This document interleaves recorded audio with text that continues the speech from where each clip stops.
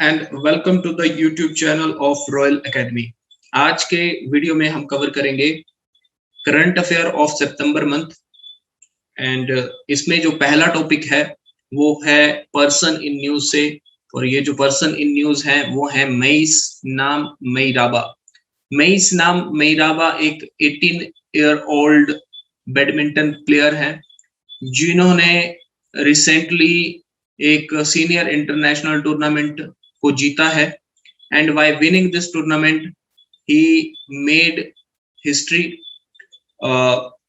तो मईस नाम मेइराबा इनका नाम है और ये है मणिपुर से, और इन्होंने अपने डेब्यू में ही Yonex Latvia International Future Series badminton को जीता, जो कि हुई जेलगावा में। और जेलगावा एक सिटी है लैटविया की, और लैटविया लगती है बाल्टिक सी कंट्री है, ये बाल्टिक कंट्री है। बाल्टिक कंट्री एस्टोनिया के साथ टच होती है ये। अगर मैं बात करूं कि इस टूर्नामेंट को ऑर्गेनाइज किसने किया, तो लैटवियन बैडमिंटन फेडरेशन ने with the support of badminton world federation के साथ इसको लॉन्च किया। और अगर मैं बात करूं बैडमिंटन वर्ल्ड फेडरेशन की, तो इसका हेडक्वार्टर है कोलालमपुर मलेशिया में। कोलालमपुर मलेशिया में। Next, maiden naval exercise.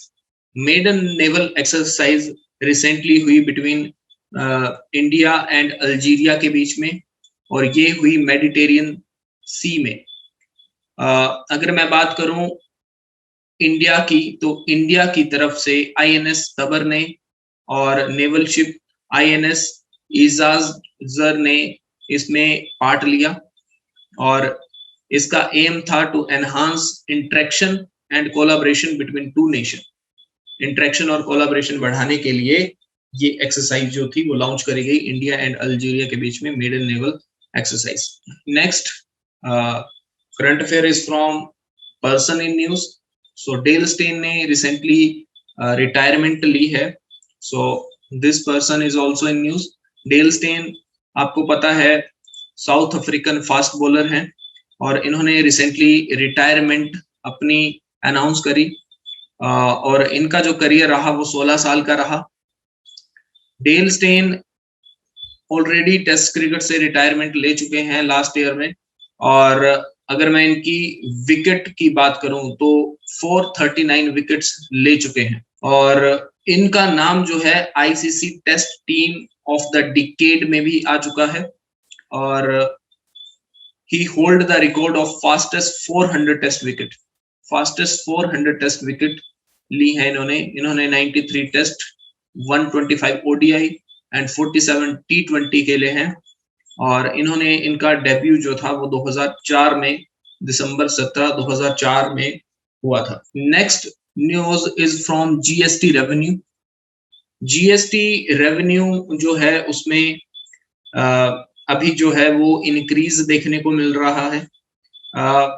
जब जीएसटी लॉन्च हुआ था तो देखने को मिल रही थी चीजें कि जीएसटी रेवेन्यू जो है वो कंटिन्यूसली कम हो रहा है। और अगर मैं बात करूं जीएसटी काउंसिल की, तो जीएसटी काउंसिल को चेयर करते हैं फाइनेंस मिनिस्टर, और जीएसटी काउंसिल में स्टेट के भी रिप्रेजेंटेटिव होते हैं। और जीएसटी जब लागू किया गया था तो बहुत सारी स्टेट्स को ये कंसर्न था कि उनके रेवेन्यू में कमी आ सकती है, बट सेंटर ने एश्योरिटी दी थी कि अगर उनके रेवेन्यू में अगर कमी आती है, जीएसटी रेवेन्यू में अगर कमी आती है, सो फॉर 5 ईयर सेंटर जो है वो हेल्प करेगा। सेंटर जो है वो हेल्प करेगा स्टेट्स की अगर उनके रेवेन्यू में, टैक्स रेवेन्यू कलेक्शन में कमी आती है तो। और लगभग सभी स्टेट्स का जो टैक्स कलेक्शन था वो कम जा रहा था, और सेंटर को भी काफी प्रेशर था कि जीएसटी कंट्रीब्यूशन देना पड़ेगा सभी स्टेट्स को। बट अभी जो देखने को मिल रहा है सिनेरियो, तो उसमें जीएसटी का जो रेवेन्यू है वो इंक्रीज हो रहा है कंटिन्यूसली। और अगर मैं बात करूं recent data of finance ministry, तो GST revenue touched 1,12,020 crore rupees. The revenue remain above 1 trillion mark, जो 1 ट्रिलियन का मार्क था उससे ऊपर रहा है जो जीएसटी रेवेन्यू है for the second straight month in August. तो जुलाई में भी जो था वो 1 ट्रिलियन का जो मार्क था वो अचीव हुआ था। हालांकि इसमें जुलाई के मंथ में 1.16 ट्रिलियन जो था वो अचीव किया था, तो थोड़ा सा कम कलेक्शन हुई है इस बार। और अगर मैं बात करूं रेवेन्यू फ्रॉम डोमेस्टिक ट्रांजैक्शन, तो इसमें 27% इंक्रीज देखने को मिला है। अगर मैं डोमेस्टिक ट्रांजैक्शन को कंपेयर करूं लास्ट ईयर, इसी मंथ के लास्ट ईयर से अगर कंपेयर करूं तो 27% इंक्रीज देखने को मिला है। सो जीएसटी की अगर बात करी जाए तो जीएसटी में सारे के सारे इनडायरेक्ट टैक्स जो हैं वो अब एक कर दिए गए हैं। Now all the indirect tax comes under GST. और इनडायरेक्ट टैक्स क्या होते हैं? इनडायरेक्ट टैक्स वो टैक्स होते हैं जिसका इम्पैक्ट ट्रांसफर किया जा सकता है, जैसे डायरेक्ट टैक्स में क्या होता है? डायरेक्ट टैक्स में जिसका इनकम बढ़ेगी, जैसे इनकम टैक्स होता है, तो इनकम टैक्स क्या है? जिसकी इनकम बढ़ेगी उसी को टैक्स देना पड़ेगा, जिसकी इनकम बढ़ी उसी को टैक्स देना पड़ा, मींस डायरेक्ट उसी से लिया जाएगा जिससे टैक्स लेना है। बट इनडायरेक्ट टैक्स में ऐसा नहीं होता है। इनडायरेक्ट टैक्स का इफेक्ट जो है वो एक पर्सन से दूसरे पर्सन को मूव कर जाता है, जैसे जैसे गुड्स और सर्विसेज ट्रांसफर करती हैं, मूव करती हैं। तो जो गुड्स एंड सर्विसेज को खरीदेगा सो टैक्स भी उसी को देना पड़ेगा। तो इसीलिए इसको क्या बोला जाता है? Indirect tax. So I hope ये आपको समझ में आया होगा। Next, word highest motorable way जो है वो कनेक्ट करता है Leh to the Pangong lake, और इसको अभी क्या किया गया है? इनॉग्रेट किया गया है रिसेंटली। तो क्वेश्चन पूछा जा सकता है world highest motorable way connect dash to dash. तो ये याद रखिए, the road has been built by Indian army के द्वारा बनाया गया है, एंड इट पास थ्रू केला पास eight 18,600 feet above mean sea level. This road is expected to reduce the travel from Leh to Pangong Lake 41 kilometre.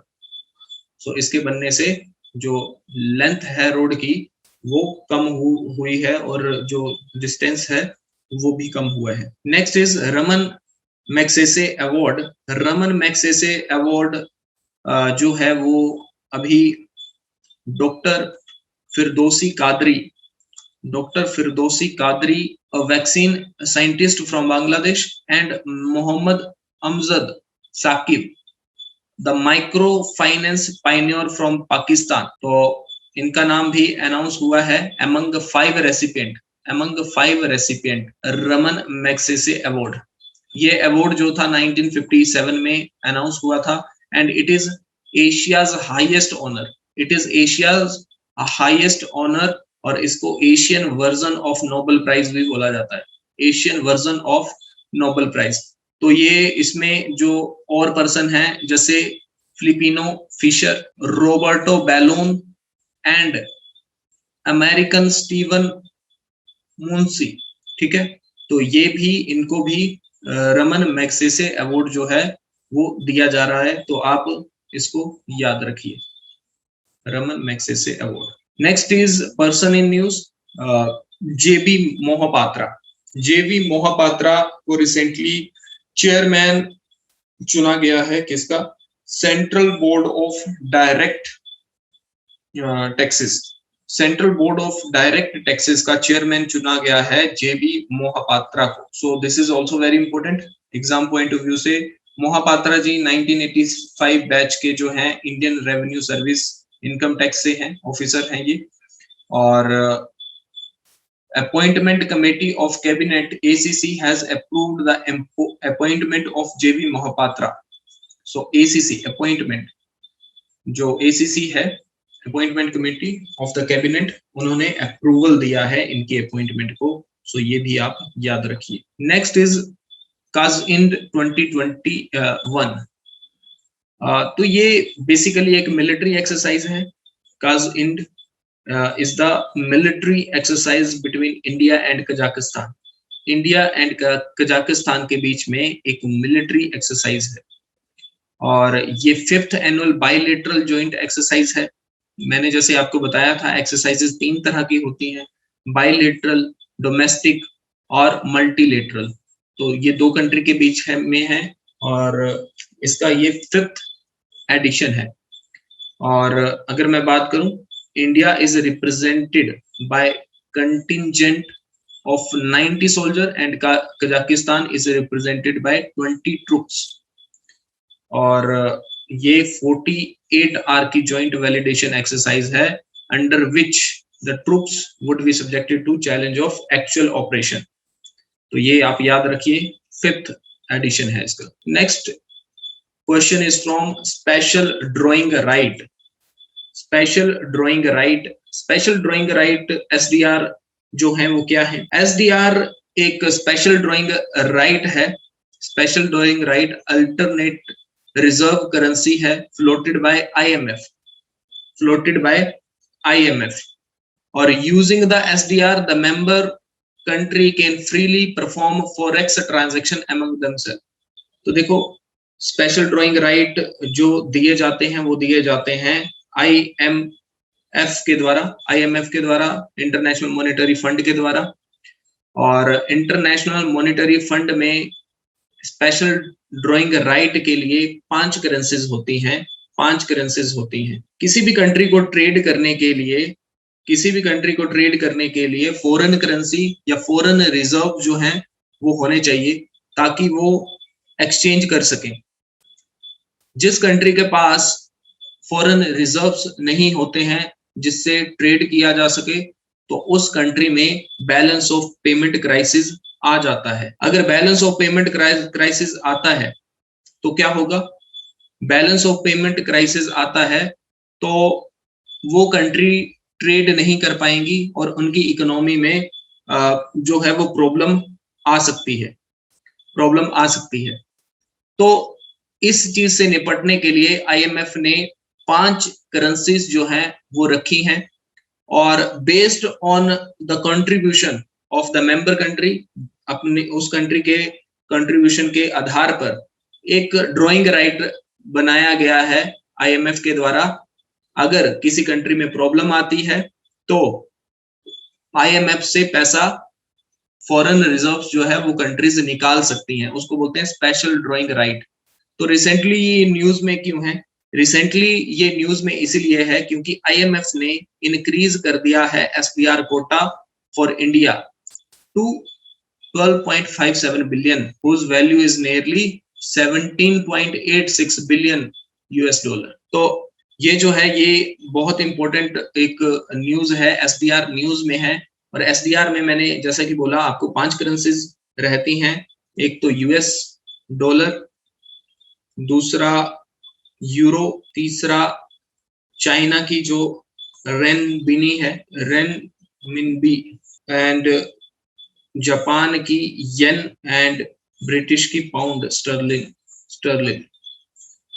So her country का IMF में contribution रहता है, SDR में कंट्रीब्यूशन रहता है and based on their contribution countries जो हैं अपने बुरे टाइम में जो फॉरेन करेंसी है उसको निकाल सकती हैं IMF से। और अगर मैं IMF की बात करूं तो IMF का जो ऑब्जेक्टिव है वो क्या है? To help the country in BOP crisis, और IMF जो है वो फाइनेंशियल पॉलिसी बनाने में भी हेल्प करता है कंट्रीज की। जैसे BOP क्राइसिस आपको पता है इंडिया में कब हुआ था? BOP क्राइसिस इंडिया में हुआ था 1991 में। 1991 में इंडिया में जब BOP क्राइसिस हुआ था, बैलेंस ऑफ पेमेंट क्राइसिस हुआ था, इंडिया के पास फॉरेन रिजर्व्स नहीं बचे थे, तो इंडिया ट्रेड नहीं कर सकता था। तो उस टाइम इंडिया की जो फाइनेंशियल पॉलिसी बनाने में जो हेल्प करी थी वो करी थी IMF ने। IMF ने। और फिर हम LPG रिफॉर्म्स लेके आए थे, लिबरलाइजेशन, प्राइवेटाइजेशन एंड ग्लोबलाइजेशन, ये एक मॉडल लेके आए थे, जिसके बाद हमने अपनी कंट्री में इस मॉडल को इम्प्लीमेंट किया। ठीक है, तो IMF का जो काम है, IMF का काम है कंट्रीज को हेल्प करना इन देयर बैड टाइम, और बैलेंस ऑफ पेमेंट जैसी अगर सिचुएशन आती है तो उससे बाहर निकालना कंट्रीज को, अपनी मेंबर कंट्रीज को। नेक्स्ट इज साथ स्कीम। तो ये जो साथ स्कीम है ये लॉन्च करी गई है union territory of Jammu and Kashmir. Union territory of Jammu and Kashmir के द्वारा इसको लॉन्च किया गया है for the self help group women of the UT. और इसको लॉन्च किया गया है वहां के लेफ्टिनेंट गवर्नर मनोज सिन्हा जी के द्वारा। और इसका एम क्या है, इसका ऑब्जेक्टिव क्या है? To impart skill in women member of self help group to convert their small scale business into large scale enterprise. Large scale में कन्वर्ट करने के लिए स्मॉल स्केल बिजनेसेस को ये साथ स्कीम जो है वो लॉन्च करी गई है। तो गवर्नमेंट के द्वारा वेरियस जो है वो तरीके से हेल्प करी जाएगी in term of economy, in term of technology. तो ये न्यूज भी इंपॉर्टेंट है। So it was launched by Jammu and Kashmir. Next is new development bank. New development bank जो है वो ब्रिक्स कंट्रीज का एक बैंक है, और ये न्यूज में आया है। ब्रिक्स जो है वो भी न्यूज में था, क्योंकि अभी अभी जो थी इसकी एक वर्चुअल मीटिंग हुई, जिसको चेयर किया इंडिया ने under the chairmanship of India. BRICS की जो थी ये वर्चुअल मीटिंग हुई, और न्यू डेवलपमेंट बैंक जो है वो भी न्यूज में है। सो ये एक ब्रिक्स के द्वारा बनाया गया बैंक है, Brazil, Russia, India, China, south Africa के द्वारा ये बनाया गया एक बैंक है, जिसकी स्थापना 2015 में हुई। 2015 में ये बैंक जो है वो पावर में आया, और इसका जो हेडक्वार्टर है वो है Shanghai, China. Shanghai, China. Brazil, Russia, India, China and south Africa जो है वो इसके मेंबर रहे, but after becoming the member of this bank they have started formal talk with potential new member बनाने की बात करी गई, ताकि इसमें और ज्यादा पैसा जो है वो लाया जा सके। तो अभी जो ऑथराइज्ड कैपिटल है एनडीबी की वो है $100 billion, $100 billion, and it is open for subscription by member of the United nation के मेंबर के लिए ये ओपन है। क्लियर? और अगर मैं बात करूं एनडीबी में जो ब्रिक्स कंट्रीज हैं उनका इक्वल शेयर। ऐसा नहीं है कि चाइना का ज्यादा शेयर है, इंडिया का ज्यादा शेयर है, सभी कंट्रीज का इक्वल शेयर है। ठीक है, सो अभी ये न्यूज में क्यों था? क्योंकि यूएई, यूरुग्वे एंड बांग्लादेश जो हैं वो इसके मेंबर बनने की बात आ रही है, और इन्होंने एडमिट किया है, had admitted the UAE, Uruguay, Bangladesh as member of its first expansion push. तो ये न्यूज में था, सो इसको भी आप ध्यान में रखें। क्लियर है? तो ये 3 कंट्रीज के नाम याद रखें। सो इसमें बात करी जा रही है, जो मेंबरशिप की बात करी जा रही है for 3 countries. Clear? Next is Amazon Kisan store. Amazon Kisan store जो है वो लॉन्च किया गया recently agriculture minister Narendra Singh Tomar ji के द्वारा इसको लॉन्च किया गया। और अगर मैं बात करूं इसके ऑब्जेक्टिव की, तो इसको लॉन्च किया गया, ये प्लेटफॉर्म है जिससे फार्मर जो है farming tool, seed, crop protection and other farming tool जो है वो खरीद सकते हैं। और इसका ऑब्जेक्टिव है to make agri input available to buyer at competitive price, कम से कम दाम में, with the added convenience of delivery to their doorstep. तो ये लॉन्च किया गया अमेज़न के द्वारा, और अमेज़न ने लॉन्च किया, और इसमें नरेंद्र सिंह तोमर जी ने भी इसको लॉन्च करने में सहायता करी। नेक्स्ट इज अवानी लेखरा, अवानी लेखरा जो इंडियन शूटर हैं, पैरा ओलंपिक में इन्होंने पार्टिसिपेट किया था। सो अवानी लेखरा ने 2 पैरा ओलंपिक मेडल जीते हैं और इसी के साथ ये फर्स्ट इंडियन वुमेन बनी जिन्होंने 2 पैरा ओलंपिक मेडल्स को जीता। तो एक इन्होंने ब्रॉन्ज और एक गोल्ड जीता है और ये 19 ईयर ओल्ड हैं और first Indian women to win para Olympic gold after she topped the 10 rifle standing SH1 event. इससे पहले जोगिंदर सिंह सोधी जो थे was the first Indian to win multiple medal at the same edition of the game when he got 1 silver and 2 bronze medal in 1984 Paralympic। 1984 में he won, Joginder Singh सोधी won 1 silver and 2 bronze medal। so ये fact भी आप याद रखिए। Next is Philanippon 2021। Philanippon 2021 is a world stamp exhibition जो held हुआ Tokyo Japan में और इस इवेंट को ऑर्गेनाइज किया जाता है एवरी 10 ईयर सिंस 1971 से, बिकॉज इस टाइम में पोस्टल सर्विस जो थी जापान में स्टार्ट हुई और this year 150th year anniversary जो है वो जापान पोस्टल सर्विसेज की जो थी वो मनाई गई और the event showcases the vibrant history and culture created by Japan postal as well as future potential of the industry including delivery by robot and drone. तो इसको सेलिब्रेट किया गया, 150th एनिवर्सरी थी और इसको बोला गया Philanippon 2021। Next is India plastic pact. India plastic pact जो है वो एक जॉइंट इनिशिएटिव रहा 2 ऑर्गेनाइजेशन के बीच में, world wide fund for nature India के बीच में WWF India and confederation of Indian industry CII plus WWF India ने जो है वो ज्वाइन किया to promote circular system of plastic. ये प्लेटफॉर्म को क्या बोला गया, इस प्लेटफॉर्म को क्या बोला गया, इंडियाज प्लास्टिक पैक्ट। जैसा कि डाटा दिया गया, इंडिया जनरेट करता है 9.46 million ton of plastic waste annually, out of which 40% is not collected. About half of the plastic produced in India are used in packaging and most of it is single use in nature. The pact has a time bound target for reducing, innovating and reimagining plastic packaging। तो ये pact है reduce करने के लिए, innovate करने के लिए और री इमेजिन करने के लिए प्लास्टिक पैकेजिंग को। तो ये 2 ऑर्गेनाइजेशन के बीच में जो है वो साइन हुआ पैक्ट और प्लेटफॉर्म है to promote circular system of plastic.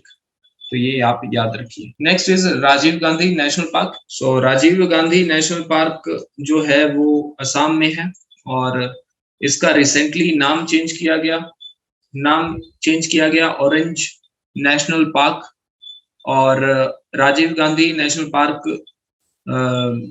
का नाम जो है वो ऑरेंज नेशनल पार्क चेंज किया गया। और ये अगर मैं इसकी बात करूं तो ये नेशनल पार्क जो था वो 1985 में वाइल्ड लाइफ सेंचुरी था और 1999 में नेशनल पार्क बना। 1999 में नेशनल पार्क बना। ये जो नेशनल पार्क है, it is located on the north bank of Brahmaputra. Clear? और बाकी इसमें देखने की जरूरत नहीं है, बट क्वेश्चन पूछा जा सकता है, Rajiv Gandhi national park is renamed by which state government? So the answer is Assam. Next is world social protection report. World social protection report जो है वो ILO के द्वारा रिलीज करी गई ILO के द्वारा रिलीज करी गई, और ILO stands for international labour organization. और इसका जो हेडक्वार्टर था, इसका जो ILO का जो थीम था, इस रिपोर्ट का जो थीम था वो था social protection at the crossland in pursuit of better future, in pursuit of better future. It highlight the development across the globe in social protection system including impact of COVID। ILO की जो स्थापना है वो 1919 में हुई, और इसका headquarter है Geneva, Switzerland, Geneva, Switzerland. The report has the special focus on universal social protection coverage and achievement of Sustainable Development Goal 2030। Clear? सो ये याद रखिए किसके द्वारा लॉन्च किया गया इसको, और रिलीज किसके द्वारा किया गया, ILO के बारे में, और इसका जो थीम है। Next is university of health science bill 2021। तो ये जो बिल है ये ओडिशा के द्वारा पास किया गया, और ओडिशा गवर्नमेंट ने ये यूनिवर्सिटी ऑफ हेल्थ बिल 2021 को पास किया, और इसमें जो all medical and paramedical institution है, इसमें बोला गया कि ये single university of health science के अंडर आ जाएंगे। और प्रेजेंटली जो वेरियस मेडिकल और paramedical institution of the state हैं are affiliated to different university.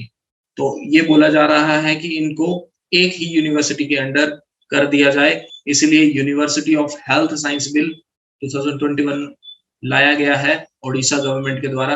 Very important. Next is forex reserve. Forex reserve जो है वो इंडिया के इंक्रीज हुए हैं, जैसा कि हमने पहले भी डिस्कस किया, SDR जो है वो इंक्रीज हुए हैं इंडिया के। फॉरेक्स रिजर्व जो है वो भी इंक्रीज हुए हैं to 633 billion $US in last week of August 2021. This primarily on account on addition of 12.57 billion SDR allocation by IMF, which is equivalent to 17.86 billion, जो कि हमने अभी just discuss किया। India's SDR allocation is in proportion. India's SDR allocation is in proportion to its IMF quota is 2.75%। Very important. और अगर मैं foreign currency asset की बात करूं तो इसमें gold, special drawing right and reserve position with IMF ये चीजें आती हैं, और are the component of forex reserve. Foreign currency asset, gold, special drawing right and the reserve position with IMF are the component of forex reserve of the RBI Reserve Bank। So RBI में जो forex reserve है उसमें क्या क्या आता है, foreign currency asset, gold, special drawing rights and reserve position with IMF। I hope this is clear। Next is dugong and or sea cow। So recently Tamil Nadu government ने announce किया to plan to set up India's first dugong conservation reserve in the Palk Bay of sea east coast of the state। First dugong conservation reserve। dugong और sea cow जो है वो है एक endangered marine mammal है जो कि face कर रहा है extinction due to habitat loss, sea pollution and loss of sea grass। तो अगर ये ऐसा ही चलता रहा तो ये मैमल जो है ये एक्सटिंक्ट हो जाएगा, और इसको बचाने के लिए तमिलनाडु गवर्नमेंट ने कंजर्वेशन रिजर्व बनाने की बात करी है। डुगोंग जो मिलता है वो मिलता है गल्फ ऑफ मन्नार में, which is a shallow bay area between south eastern tip of Tamil Nadu and western part of Sri Lanka and at Palk bay. Government of Tamil Nadu recently announced its plan to set up India's first dugong conservation reserve in Palk Bay on the southeast coast। Same वही चीज है। So कौन सी government launch कर रही है, Tamil Nadu government launch कर रही है। कहाँ पे, पाल्क स्टेट में बना रहे हैं।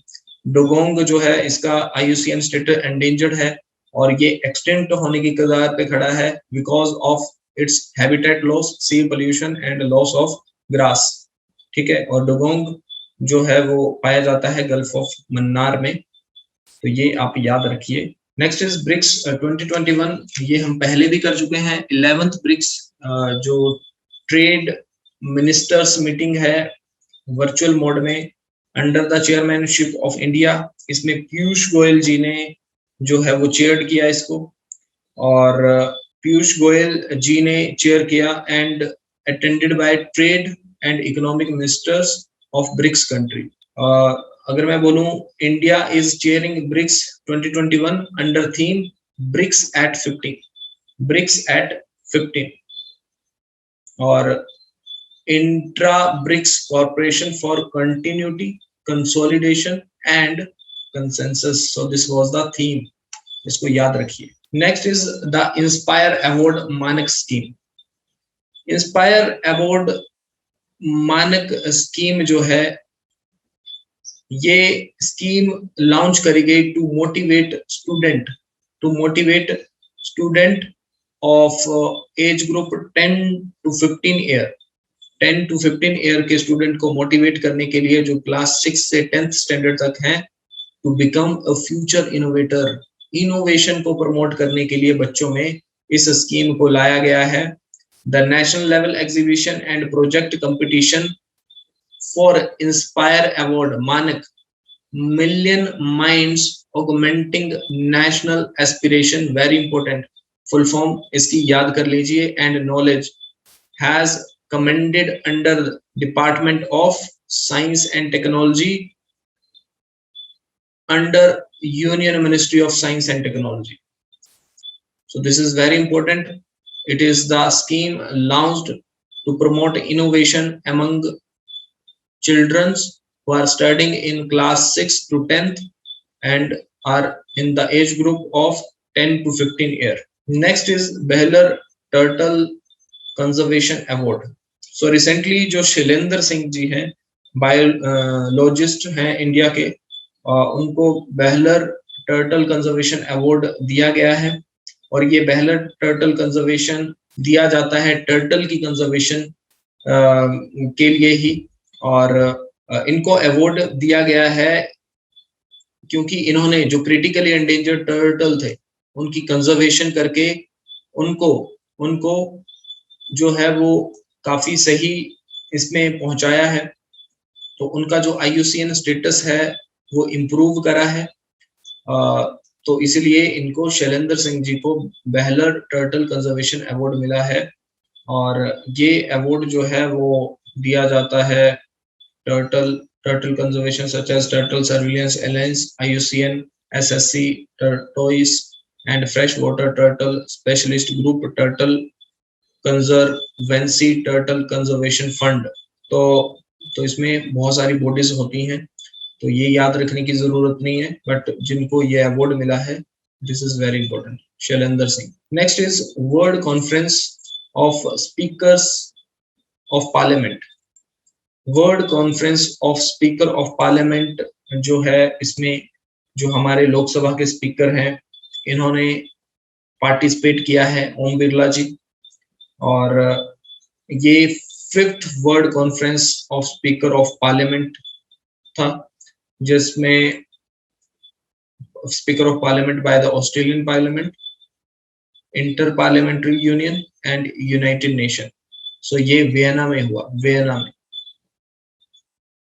और 2-day conference will begin September 7.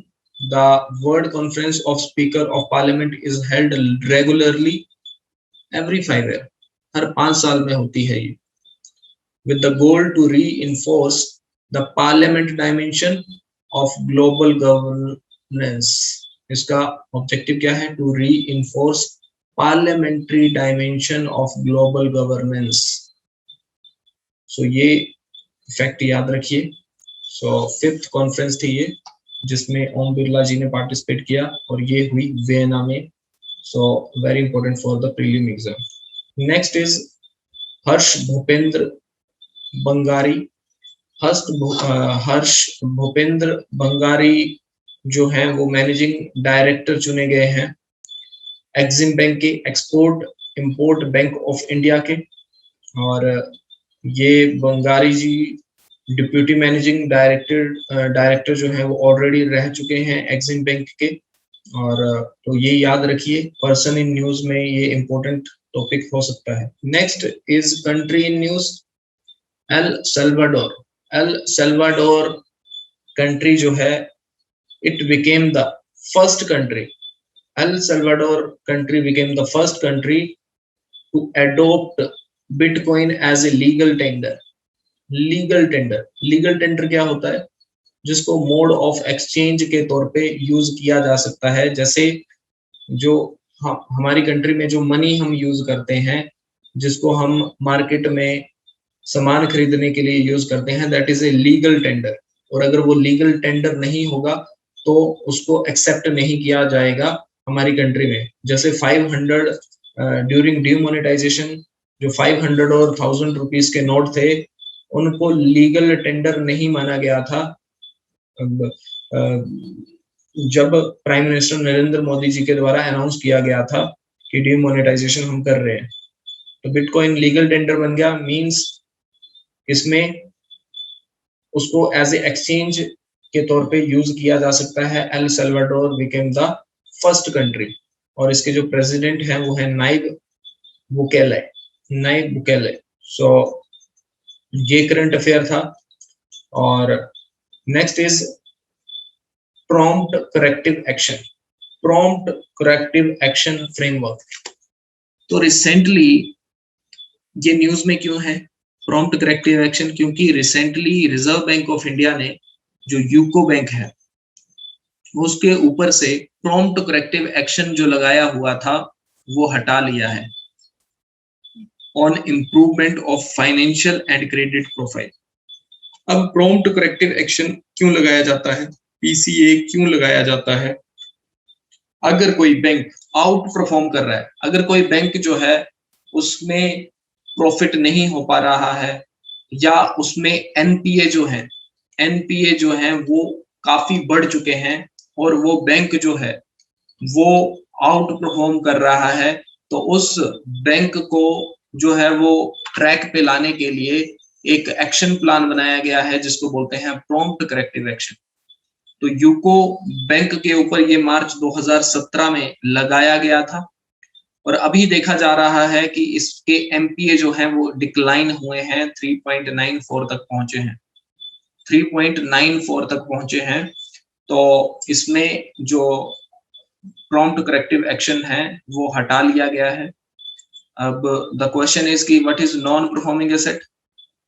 देखिए बैंक जो होता है, बैंक दो एक्टिविटी करता है, एक तो डिपॉजिट और दूसरा लोन देता है। Loan is the asset for a bank and deposit is liability. Deposit is liability, that is expenditure for the bank, and loan is the income for the bank, because यहाँ से जो interest आता है with principal वो ही bank की कमाई है। और जब बैंक लोन देता है और उसका इंटरेस्ट 90 डेज तक नहीं आता है, उसकी किस्त जो है वो 90 दिनों तक नहीं आती है, तो वो क्या बन जाता है? वो बन जाता है आफ्टर 90 डे वो एनपीए बन जाता है, नॉन परफॉर्मिंग एसेट बन जाता है। अगर ये लोन दिया है, इसकी किस्तें आ रही हैं, तो ये है परफॉर्मिंग एसेट, मतलब वो एसेट परफॉर्म कर रहा है, बैंक को इनकम आ रही है। बट अगर 90 दिनों तक वो एसेट से हमें बैंक को जो है वो इनकम नहीं आती है, तो वो नॉन परफॉर्मिंग एसेट बन जाता है। और बैंक का जो वर्किंग सिस्टम है, जो प्रॉफिट है, वो खत्म होने लगता है। और बैंक में अगर ज्यादा से ज्यादा एनपीए होगा तो बैंक जो है वो ज्यादा नुकसान में चलेगा। तो इस चीज से निपटने के लिए एक एक्शन प्लान बनाया गया है जिसको बोलते हैं प्रॉम्प्ट करेक्टिव एक्शन। तो अभी यूको बैंक को इससे बाहर कर दिया गया है आरबीआई के द्वारा। सो आई होप ये आपको समझ में आया होगा। So next is world electric vehicle day. World electric vehicle day observed on September 9, observed on September 9 every year The day mark the celebration of e-mobility. Electric vehicle की बात करी जा रही है यहाँ पे, इसकी इम्पोर्टेंस की बात करी जा रही है। तो ये इम्पोर्टेंट हो जाता है कि ये डे कब आता है, 9 सितंबर। The date is very important. Special awareness campaigns are organized globally to educate people about benefit of electric people. World Electric Vehicle Day was an initiative created by sustainability media company Green TV. The first World EV Day was observed on 2020. ठीक है, तो ये current affair याद रखिए, day याद रखिए, exam point of view से important है, पूछा जा सकता है। नेक्स्ट इज स्वच्छ सर्वेक्षण ग्रामीण 2021। स्वच्छ सर्वेक्षण ग्रामीण 2021। सो मिनिस्ट्री ऑफ जल शक्ति, जो मिनिस्टर हैं, मिनिस्टर ऑफ स्टेट ऑफ जल शक्ति मिनिस्ट्री के श्री प्रहलाद सिंह पटेल, इन्होंने स्वच्छ सर्वेक्षण ग्रामीण 2021 लॉन्च किया है अंडर स्वच्छ भारत मिशन ग्रामीण फेज 2। अंडर स्वच्छ भारत मिशन ग्रामीण phase 2। It was launched at an event organized by Department of Drinking Water and Sanitation on 9 September 2021. Swachh Sarvekshan Gramin 21 will be undertaken by Department of Drinking Water and Sanitation across the country. तो ये आप याद रखिए, और ये किसके under रहता है ये भी याद रखिए। Clear? So this is it for today. और इसमें जो इम्पोर्टेंट टॉपिक्स हैं सितंबर मंथ के एग्जाम पॉइंट ऑफ व्यू से, वो हमने कवर करे हैं। सो इसमें जो एग्जाम पॉइंट ऑफ व्यू से जो प्रीलिम में एमसीक्यू टाइप क्वेश्चन में पूछे जा सकते हैं, उस पर ज्यादा ध्यान दीजिएगा। और this is it. Thank you so much.